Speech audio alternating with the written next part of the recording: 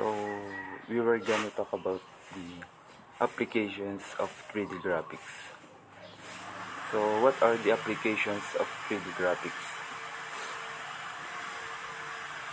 For entertainment, movies, and video games. Number one, we have graphics are revolutionizing the entertainment industry in movies. They enable the creation of stunning visual effects, realistic animation, and intervisual worlds. Ilan lang to sa mga kayang gawin ng graphics tulad ng sa mga animation, visual effects, ng mga movies na napapanood natin. Ilan lang sa mga halimbawa ng graphics.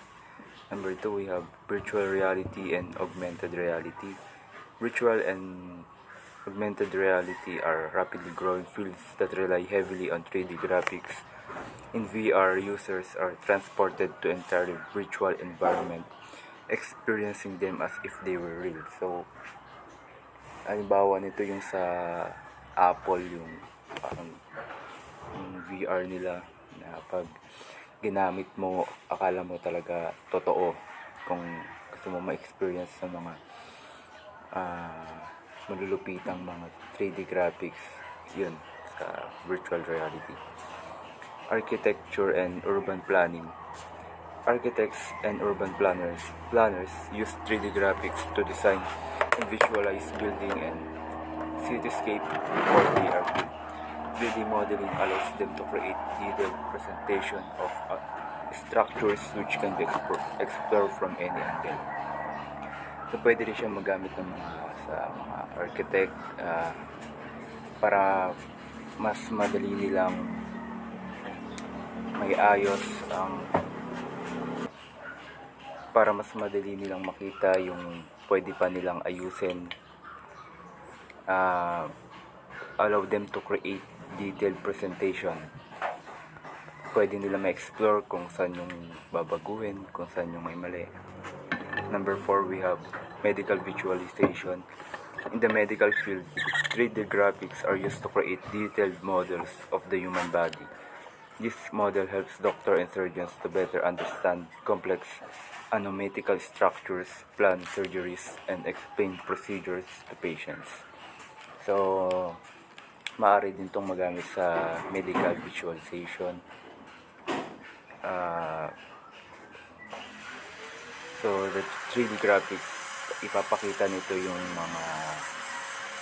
mga details, complex structure, surgeries na mas madali nila itong ma-explain sa mga pasyente.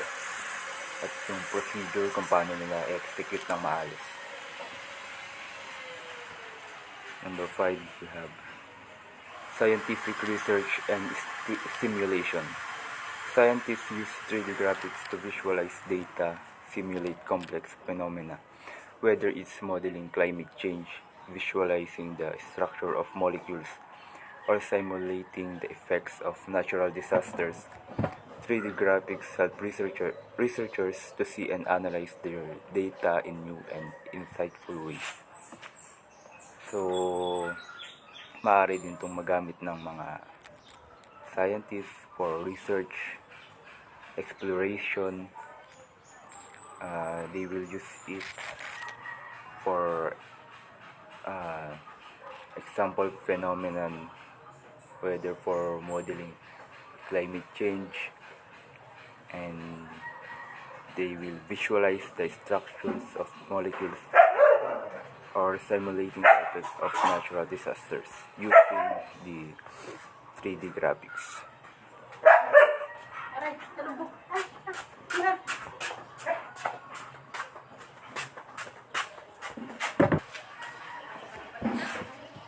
Role of mathematics in graphics. So, ano nga ba ang role ng mathematics in graphics?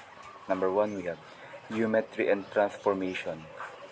Vectors and matrices. Vectors represent points or direction in space, while matrices are used to perform transformations such as translation, rotation, and scaling. Coordinate system, understanding different coordinate system like Cartesian and homogeneous coordinates is essential for positioning and manipulating objects in a scene. Affine in linear transformation. These mathematical concepts are used to manipulate objects, including translating, scaling, rotating, and screwing. For number 2, we have rendering and shading, project and perspective. Mathematics is used to project 3D scene into 2D screen, simulating depth and perspective. Lighting models. Mathematical models like Phong, Lambertian, and Green-Phong are used to simulate how light interacts with surfaces, creating realistic shading and highlights.